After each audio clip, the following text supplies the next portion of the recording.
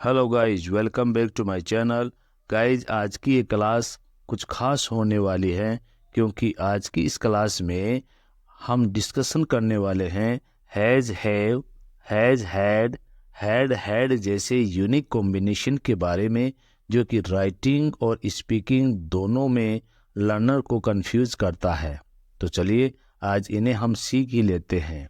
ये कुछ सेंटेंसेस लिखे हुए हैं जिन्हें पढ़कर आपको लगेगा कि ये सही है या फिर गलत हैं। तो गाइज, इन्हें जानने के लिए बने रहें इस वीडियो के एंड तक। सेंटेंस दिए हैं I had lunch, I have had lunch, I had lunch, she has had lunch, she had lunch.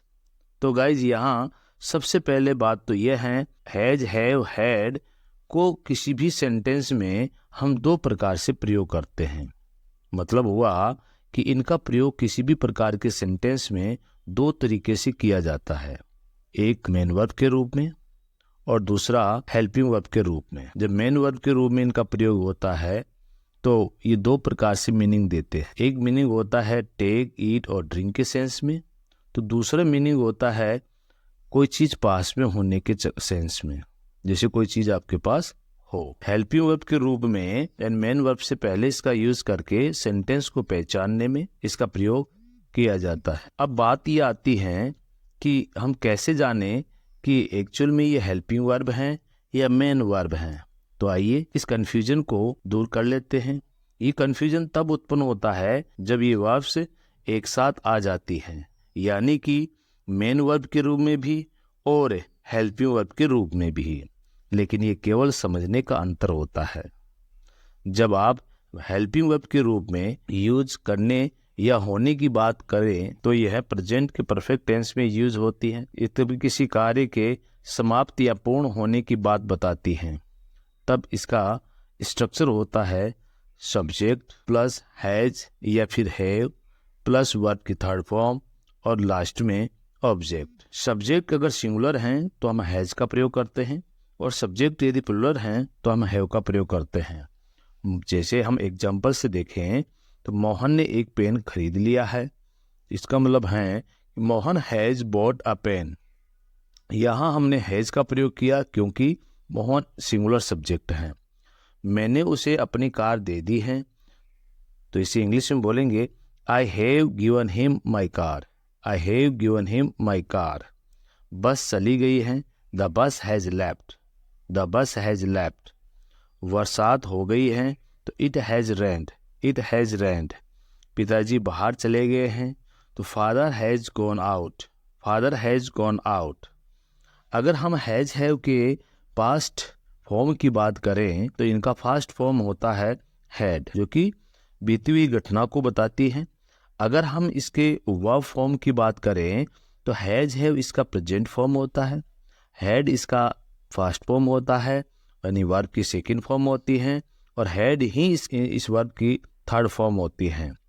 यहाँ पर अगर हम हैड प्लस वर्ब की थर्ड फॉर्म की बात करें तो ये पास्ट परफेक्ट टेंस को बताती है। इसके सेंटेंस में यूज करने के लिए हमें ये जानना होता है कि पास्ट परफेक्ट टेंस में हैड प्लस वर्ब की थर्ड फॉर्म के साथ सिंपल पास्ट टेंस यानी कि वर्ब की सेकंड फॉर्म का प्रयोग किया जाता है। क्यों? क्योंकि पास्ट परफेक्ट टेंस किसी एक घटना या एक्शन को बताने के लिए नहीं होता।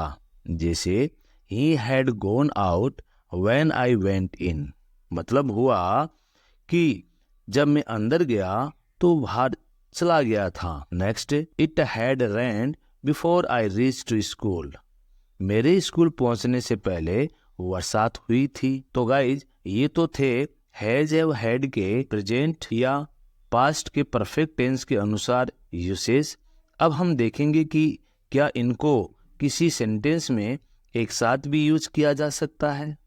तो जब भी ऐसे सेंटेंसेस आपको सुनने या देखने या पढ़ने को मिले तो ध्यान रखें, सब्जेक्ट के तुरंत बाद हेल्पिंग वर्ब के रूप में इनका यूज होता है, यानी प्रयोग हुआ है। वह इसके बाद वर्ब की थर्ड फॉर्म के रूप में इनका प्रयोग हुआ है।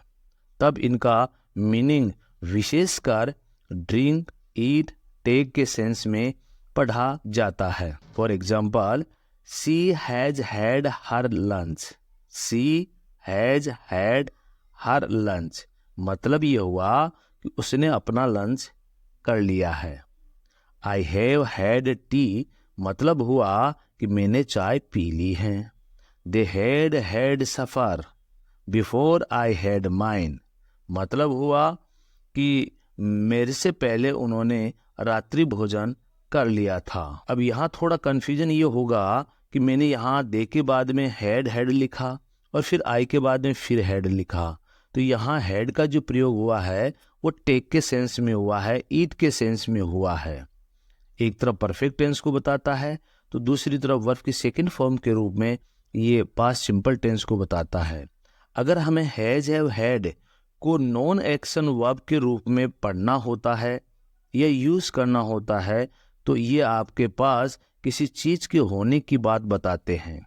जैसे कि इनका स्ट्रक्चर होता है subject plus has have had plus object.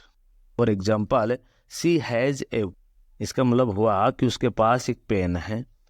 She had a dog मतलब हुआ कि उसके पास एक कुत्ता था। दे हैड टू डॉग्स मतलब हुआ कि उनके पास दो कुत्ते थे। हे गाइज कई बार आपको हैज हैव हैड के तुरंत बाद टू प्लस वर्ब की फर्स्ट फॉर्म नजर आता है। ये तब लिखना या बोलना होता है जब आपको या किसी व्यक्ति को कोई कार्य करना पड़ता है या फिर पड़ता था। अर्थात जब किसी कार्य को करने के लिए एक्सटर्नल फोर्स काम करती हैं, ऐसी कंडीशन में आप इनके तुरंत बाद टू प्लस वर्ब की फॉर्म का यूज करते हुए आप इन्हें पढ़ते हैं। जैसे एग्जाम्पल के तौर पर I have to go there daily मतलब हुआ कि मुझे वहाँ प्रतिदिन जाना पड़ता है। The peon has to come in time मतलब हुआ कि पियोन को समय रहते हुए आना होता है।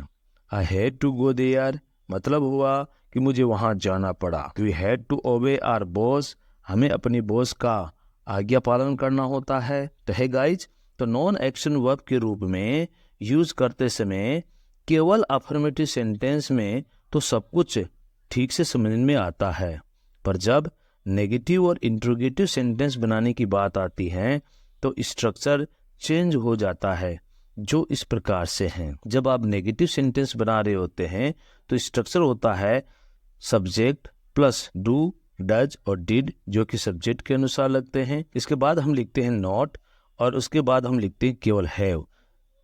गाइज ध्यान रहे सब्जेक्ट सिंगुलर हो या प्लूरल हो सभी के साथ हैव लगेगा।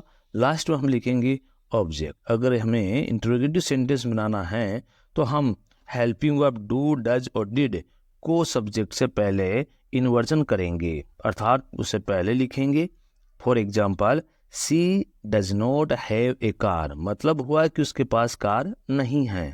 अगर मैं कहूँ I do not have a car इसका मतलब हुआ कि मेरे पास कार नहीं है। और अगर मैं कहूँ कि did she have a dog क्या उसके पास कोई कुत्ता था। तो गाइज इस प्रकार से आपने जाना कि टेक के सेंस में हैव का यूज कैसे करते हैं और इनके एक साथ कॉम्बिनेशन के रूप में किस प्रकार से प्रयोग किया जाता है। जैसे I take my breakfast at 9 AM इसी बात को आप लिख सकते हैं I have my breakfast at 9 AM। तो गाइज आई होप ये वीडियो आपको पसंद आया होगा। तो मिलते हैं नेक्स्ट एक ऐसे ही नए सेशन के साथ। Till then take care, have fun, thanks for watching.